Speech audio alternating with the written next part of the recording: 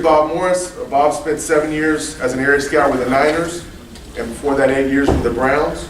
He also spent 21 years as an assistant at the college level with Northern Illinois, Colorado, Indiana, Purdue, and Akron.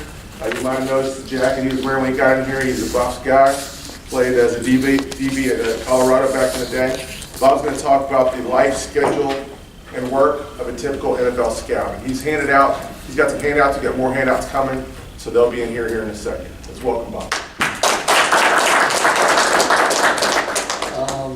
I gave you a handout, and the first page just has some questions that Neil said he's asked all the time. So we'll kind of use that as a guideline as we go.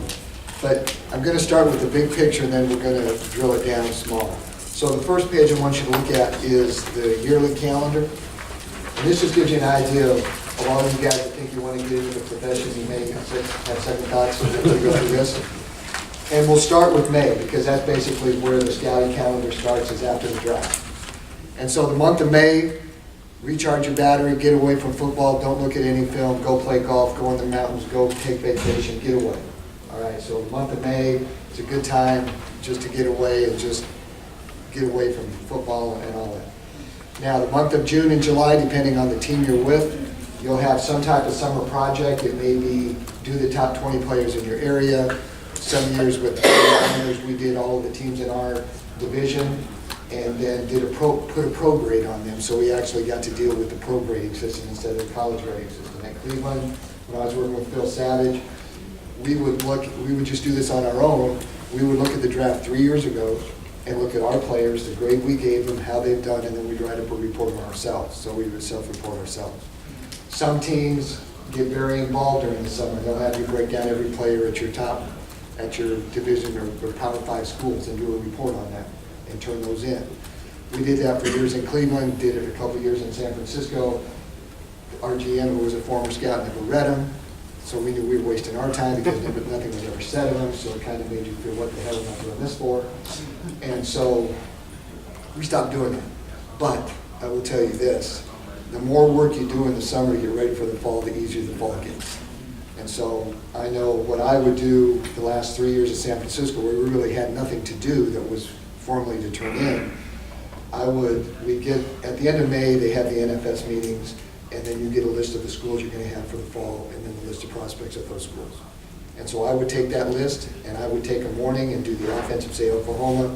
The next day I'd do the defense. Next day I'd do the offense of Texas, and I'd do the defense of Texas. So I'd work about 4 hours a day.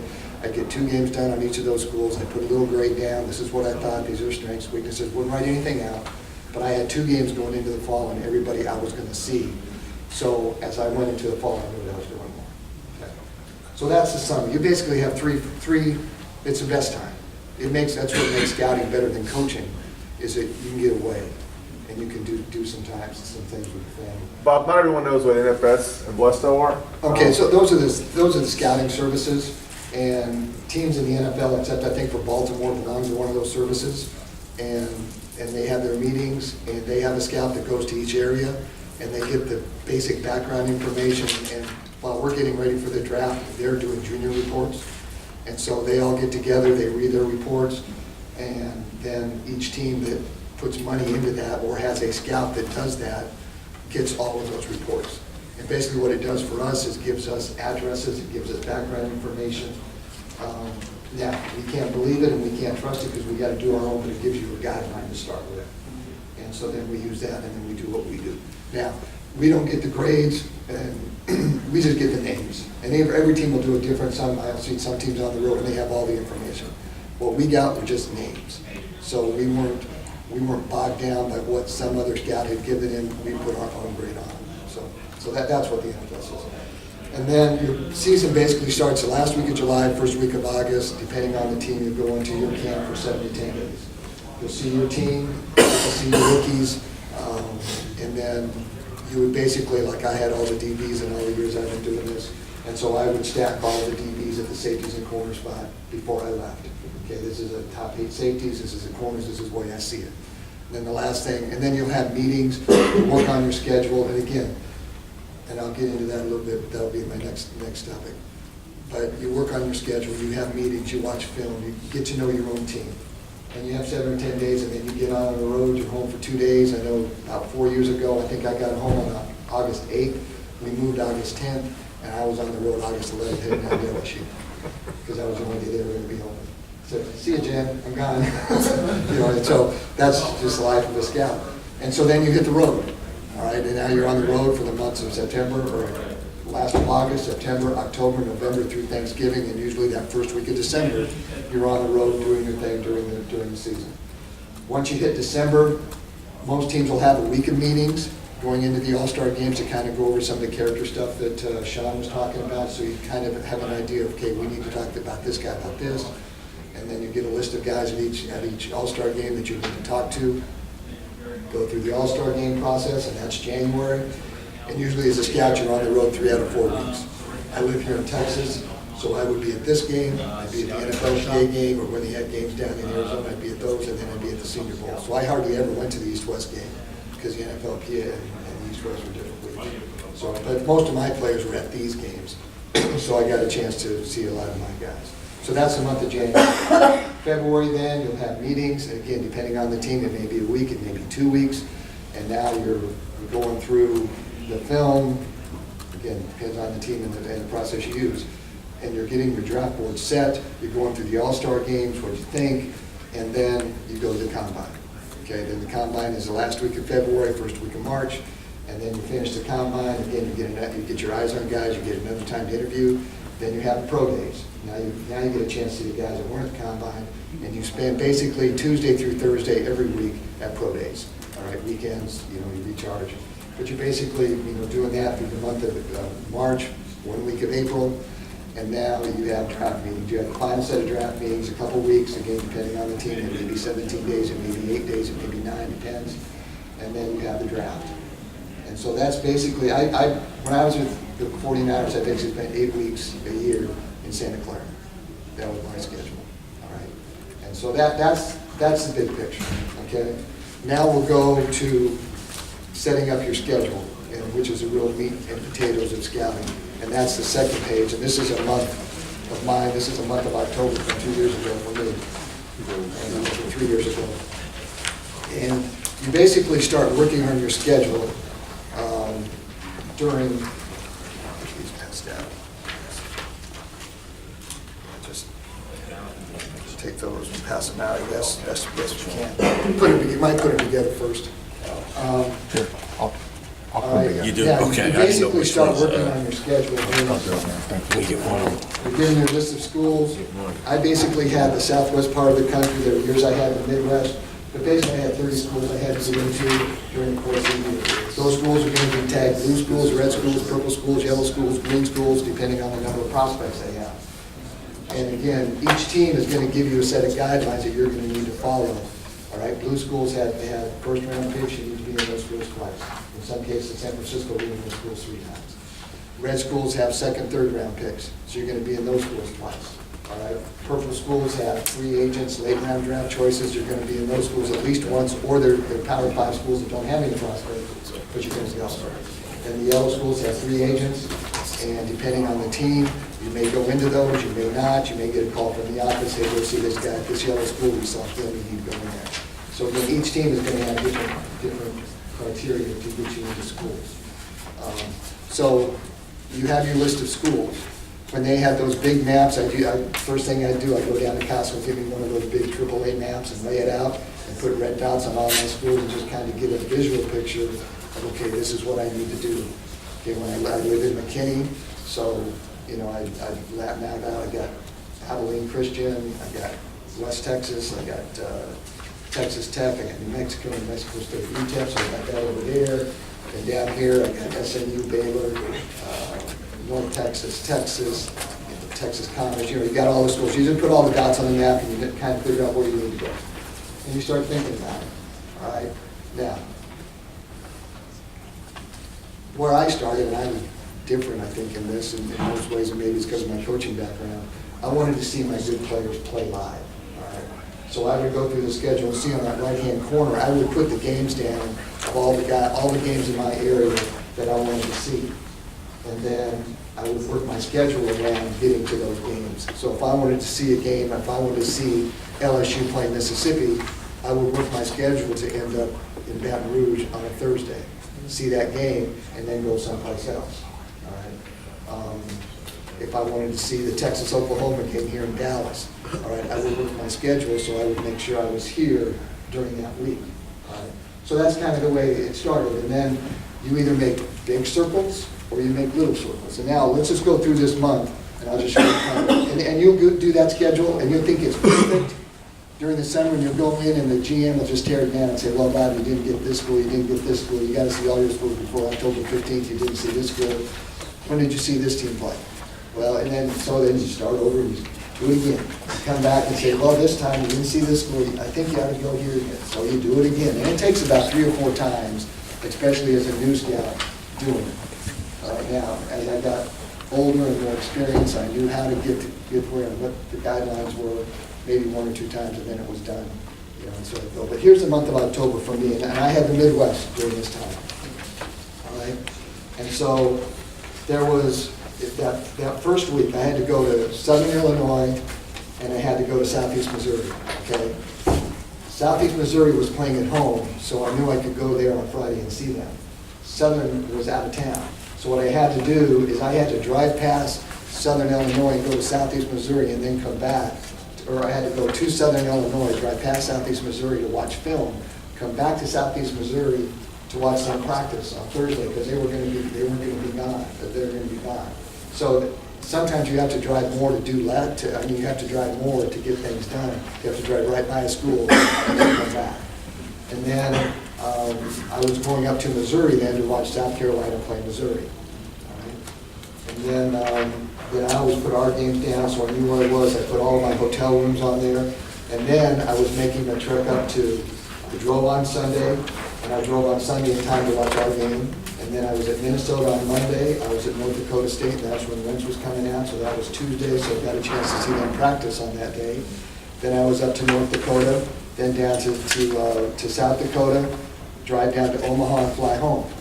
All right? And basically, the rules with every team I had, you're on the road for 10 days, off for 4, on for 10, off for 4. Okay, so every other weekend you were doing home. All right? And so then I left my car in Omaha, I flew home, I stayed there, and then I flew back to Omaha on Monday and drove to Wyoming. So I basically had a driving day. I just had to do it.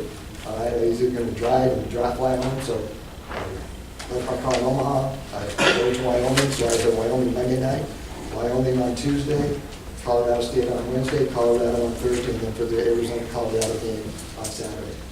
I live in Boulder. I'm from Boulder, so I gave me a weekend at home too. So that's not bad. And then here's an interesting thing. What I tried to do is I tried to get my schedule set up for the whole fall before I left. I made all my hotel reservations, I made all my airplane reservations, and I was done. Now, some guys don't like to do that. I like to get it all done and know where I'm going. All right. Well, I had a situation where my son got sick, and so that next week I was supposed to go to Air Force, then to Addison State, then to New Mexico, then to New Mexico State, then to UTEP, and just finish my way down the border, the Rockies there. But my son got sick, so I had to get home. So I had to call the GM or the college director and say, hey, I got to make a change in my schedule. And everything's fine. You got a family problem, you do it. So I went to Adams State, and then I drove down to New Mexico and flew home from New Mexico. And then that means I missed 2 schools. Luckily for me, those schools were playing December 3rd, and so I was able to get there after the holiday. And then, as you can see, I got home then, and then Texas Tech was playing at OU, saved me a trip out to Texas Tech to see them play, and so I drove from home up to OU to watch that game, and then drove back. And then the next weekend, I drove to Margaretville. I'd already seen Texas Tech play, so I really didn't need to see them practice. So I just did all the film work during the day. That got me up to West Texas to watch them practice, then watch film, then drive over to Oklahoma, get my film work done in Oklahoma, and then come home. So that's kind of a week, or a month. And, really typically in the early part of the year, I basically just made the same trip. I left home, went to Oklahoma, Missouri, Missouri, North Dakota, came down, went to Colorado, and I did that circle about 2 or 3 times that year. So again, that's the scouting look at a schedule and how to make it, okay? So now the daily routine, and this is really what Neil wanted me to talk about, is what we do on a daily routine as we get to a school, and I'll go from there. And again, every school is different, and like I said, you get the list of restrictions. The NFL now has a very good website where all the NCAA schools can put their restrictions on there. That's where you start making your schedule, and that gives you all the names and phone numbers that you need, so you put them all into your phone. I've learned, that you do all this during the summer, you put all those names into your phone, you know who to contact, and that way, once you're going, you don't have to look it up then. It's already done. You put your book together. You know the schools you need to go to. You print out those pages. This is a page that we used to put information on as we watched film, and it has 5 players. For the schools I know I'm going to, that's already filled out by a computer. All right, so that information's already filled out. The name of the guy, the height, weight, speed, from the and then down here is if he's on any special teams, you put a check mark to make sure he's on there, and then you just take notes. And however you decide to take notes, that's a whole other topic. All right. Basically, what I do is I put positive comments on the left, negative comments on the right. And by the time I get done, I know if I like the guy or don't like the guy. And if he's got speed plus, height plus, production minus, quickness minus, whatever, I have a pretty good idea of what I like and what I don't like about the guy. And then after I've watched film, I put a grade on it. What my film grade is on this guy, I just make notes to myself. Yeah. For your, it says 49, is that a comparison of a 49 team, current team? Yeah. That's just a schedule. So if you go to the front, look at the, in the third column on the front, It says 49, It's is top that a right. comparison you made? Position, no, what do you play for us? Oh, okay. Like if he's an outside linebacker, he's Oh, defensive okay. outside linebacker. If he's a tight end, he'll be a fullback for us. All right, and then on the back, then it's all the background information. Okay, you're talking to the trainer, you're talking to the swim coach, you're talking to all the guys, you just put the background information in there. So that gives you one sheet, and you have it in a book, and you may have, go to Alabama, you may have 4 of these sheets. All right, you have 3 of them lined up side by side as you're trying to do the 12 guys they have on offense, or the 13 guys we have on defense. So it all depends on what you do when you go to the school. Okay, so the daily routine, all right? By the restrictions, you know when you're going to get to the school. Some schools it's 8 o'clock, some schools it's 7:30, some schools it's 6. And I was always taught by the GMs I worked for, is you're a guest at that school. What they say goes. If they say get in there at 8, get in there at 7:45. Be there when you're ready. Don't go in early. Don't get late. Be there. You're a guest. Dress like a professional like this. This is how to dress going into a school. All right? You don't wear sweatsuits. You don't wear shorts. You don't wear gym shoes. You don't wear corduroys or blue jeans. You dress like a professional. All right? So that's the first thing that I would do. Bob, did you wear anything to identify yourself as a? No, I would wear a shirt like this with the 49. Okay. And we had very subtle logos, like a black shirt with a black logo. Right. So we would be very subtle at times. Okay. Okay, time breakdown, again, it depends on the school. For the most part, you're in there at 8 o'clock. Or if the pro liaison has a meeting at 8, you may meet with him at 7:30. All right? And so, for the majority of the schools, all right, you meet with the pro liaison first. It takes about a half hour to go through all the players. Then you watch film. All right? If the pro liaison has a meeting from 8 to 10, you may watch film for a couple hours. And then you meet with the pro liaison. All right? The best person to get to know at each school is a secretary. She has the gates to the kingdom, all right? So get to know her. She's your best friend. She's the person you talk to on the phone. If you have a problem and you need to check, that's the person you need to get to know, all right? So that's really important. I know we were at Cleveland, we used to send all these gifts to all the secretaries. They won a list from us, about the secretaries that we needed to take care of. And we sent them some real nice gifts. I know we didn't do that anymore, the 49ers, but I thought that was really cool. Basically, the morning is spent watching film. All right, you got like a half hour with the pro liaison, then you're watching film. Then usually in the afternoon, because the strength coach is busy training all of his guys, probably starting about 1:30, then you would meet with the strength coach. Then you meet with the trainer. At some schools, you would meet with the academic guys. At some schools, you were on your own to get that done. Now, the way some schools, and schools are getting better at doing this, is they will bring them to you, Okay, say you have 8 scouts in there for the day. Okay, at 1 o'clock, the trainer's gonna come in, at 1:30, the strength coach's gonna come in, at 2 o'clock, the academic person's gonna come in. That's great. You don't have to do any work. At some places, before you get there, like say I'm gonna be at Oklahoma on Tuesday, I would call their academic out and say, hey, I'm gonna be there on Tuesday, what's a good time to come meet with you, because you had to go to another building. And they say, hey, come by at 2:30. So I go by at 2:30. Now, depending on how well I know the guy, if I knew Sean, and I'd say, hey, Sean, I'm gonna see the academic guy at 1:30, you wanna come up? Or if it was some guy or some young guy that I didn't know, I'd just leave for a while, come back. You know, it depends. You know, like Sean said, there are people that you know on the road that you respect their opinion, you respect the way they work, you're gonna help them out. There are other guys that you don't like being in the room with them, just like anything else. You see that guy in the room that day, say, oh, God, it's gonna be a bad day. And there's some young guys that are just getting started that have all the answers, that you know they don't have all the answers.